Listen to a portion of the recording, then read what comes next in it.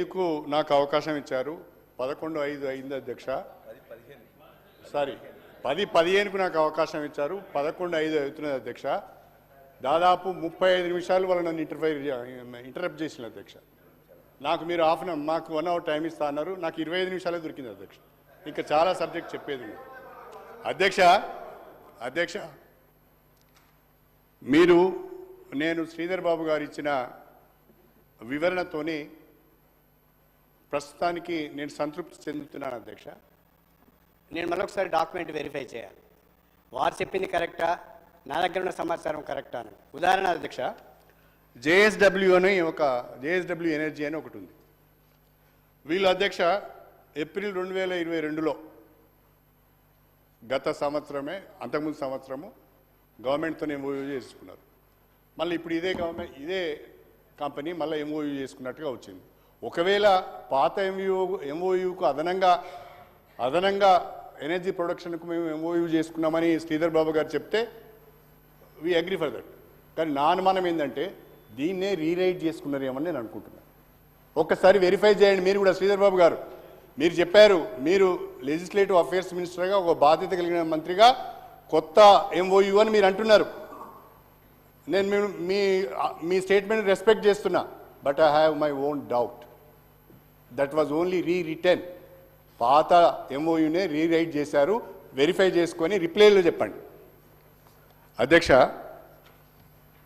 అదేవిధంగా వ్యవసాయానికి సంబంధించినందుకు అధ్యక్ష అద్భుతమైన విజయాలు తెలంగాణ సాధించింది. 2014-15 నుండి 2022-23 వరకు ఈ 10 సంవత్సరాల కాలంలో బీఆర్ఎస్ ప్రభుత్వం యొక్క మొట్టమొదటి ప్రాధాన్యత వ్యవసాయం. రైతును రాజును చేయాలి, వ్యవసాయాన్ని పండుగ చేయాలనే ఆలోచనతో అనేక ప్రోత్సాహకాలు ఇచ్చినాం అధ్యక్ష. దేశంలో ఎక్కడ లేని ప్రోత్సాహకాలు తెలంగాణలో ఇచ్చినాం.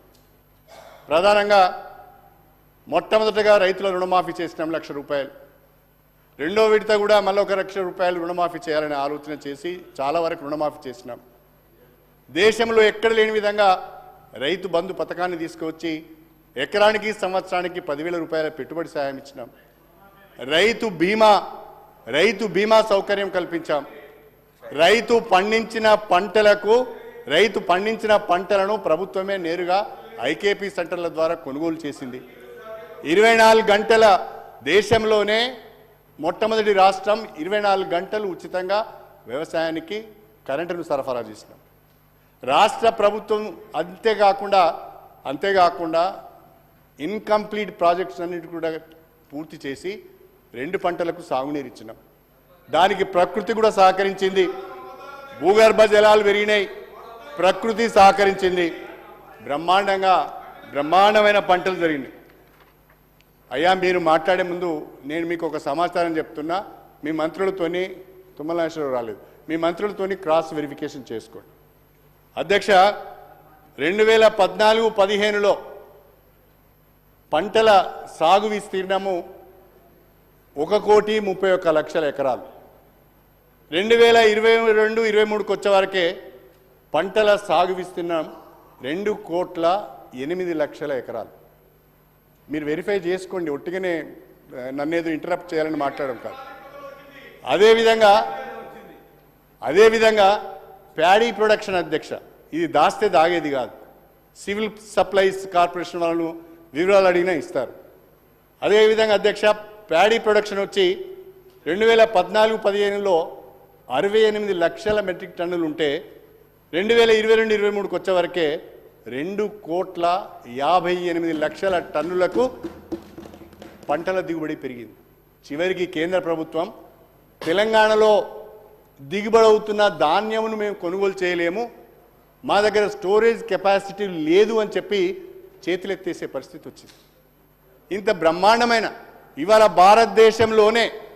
భారతదేశంలో పంజాబ్ తర్వాత అతి ఎక్కువ వరి ధాన్యం పండిస్తున్న రాష్ట్రం తెలంగాణ రాష్ట్రం. ఇది తెలంగాణ సాధించిన విజయం కాదా? ఇది తెలంగాణ రైతాంగం సాధించిన విజయం కాదా?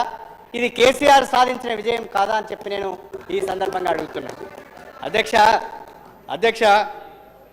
ఒక్కసారి ప్యాడీ పర్చేజ్ అన్నీ వదిలిపెడదాం ఒక paddy purchase civil supplies corporation వాళ్ళు ఇచ్చిన ఫిగర్ 2014-15లో 24.3 లక్షల మెట్రిక్ టన్నులను కొనుగోలు చేశారు. కానీ 2020-21 వచ్చేవరకే 1,41,00,000 మెట్రిక్ టన్నుల ప్యాడీని సివిల్ సప్లైస్ కార్పొరేషన్ కొన్నది. ఇంతకంటే నిరూపణ ఏం కావాలి? 600% ఎదుగుదల, భారతదేశంలోనే అత్యధిక పంటల దిగుబడి సాధిస్తున్న రాష్ట్రంగా తెలంగాణ ఒక రికార్డు సృష్టించింది. వ్యవసాయం చిన్న భిన్నమైందని మాట్లాడుతున్నారు. మొన్న చాలా సందర్భాలలో నేను విన్నాను, మొన్న కూడా ముఖ్యమంత్రి గారి స్టేట్మెంట్ కూడా నేను విన్నాను. వారు ఏమన్నారు? డిసెంబర్ 9 నాడు ఇందిరమ్మ రాజ్యం రాష్ట్రంలో ఏర్పడబోతున్నది. నేను ముఖ్యమంత్రిగా ప్రమాణ స్వీకారం చేయబోతున్నాను. నా మొట్టమొదటి సంతకం 2 లక్షల రైతుల రుణమాఫీ పైన ఉంటుంది అని చెప్పి ముఖ్యమంత్రి గారు చేసిన ప్రకటన అధ్యక్ష, నాది కాదు అది. ఎన్నడూ చేసిండి ఈ ప్రకటన? ఎన్నికలకు ముందు. డిసెంబర్ 9 పోయింది అధ్యక్ష, 2 నెలలు అయింది. తర్వాత ఇంకో మాట అన్నారు, ఎవరి దగ్గరనైతే రుణాలు లేవో, ఎవరైతే ఇప్పటి వరకు బ్యాంకులకు పోయి రుణాలు తెచ్చుకోలేదో అర్జెంటుగా బ్యాంకులకు వెళ్ళండి, 2 లక్షల రూపాయల రుణాలు తీసుకోండి అని చెప్పాడు. ఆ వీడియో కూడా మీ దగ్గర ఉన్నది అధ్యక్ష, అందరికీ సభ్యులందరికీ కూడా తెలుసు. అది ఏం జరిగింది అధ్యక్ష? ఆ మాటే మేము మాట్లాడుతున్నాం. రుణమాఫీ పైన ఈ రోజు వరకు కూడా స్పష్టత లేదు. బ్యాంకులతో మాట్లాడతామంటున్నారు. నేను చెప్తున్నా శ్రీధర్ బాబు గారు, అయ్యా శ్రీధర్ బాబు గారు, నేను చెప్తున్నా, బ్యాంకులు రైతుల రుణమాఫీని టేక్ ఓవర్ చేయరు. ఎవరైనా అధికారులు మీకు తప్పుడు సమాచారం ఇస్తే దాన్ని నమ్మకండి, మీరు అవస్థల పాలవుతారు, బదనామవుతారు. ఎందుకంటే ఇప్పటికే రిజర్వ్ బ్యాంక్ ఆఫ్ ఇండియా ఒక డిసిషన్ తీసుకున్నది. ఇప్పటికే రిజర్వ్ బ్యాంక్ ఆఫ్ ఇండియా నీకేమైతున్నది? ఆయనతో మాట్లాడు, మంత్రి గారితో మాట్లాడు.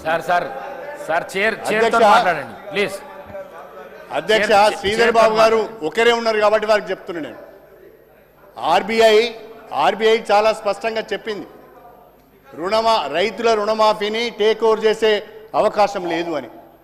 బహుశా మొన్న ముఖ్యమంత్రి గారు ఒక మాట అన్నారు, మేము బ్యాంకులతో సంప్రదిస్తున్నాము, రైతుల రుణమాఫీ గురించి ఏర్పాటు చేస్తున్నామని చెప్పారు. అది జరుగుతుందని నాకు నమ్మకం లేదు, మీరు బదనాం పాలవుతారని నేను చెప్పదలుచుకున్నా, హెచ్చరించదలుచుకున్నా.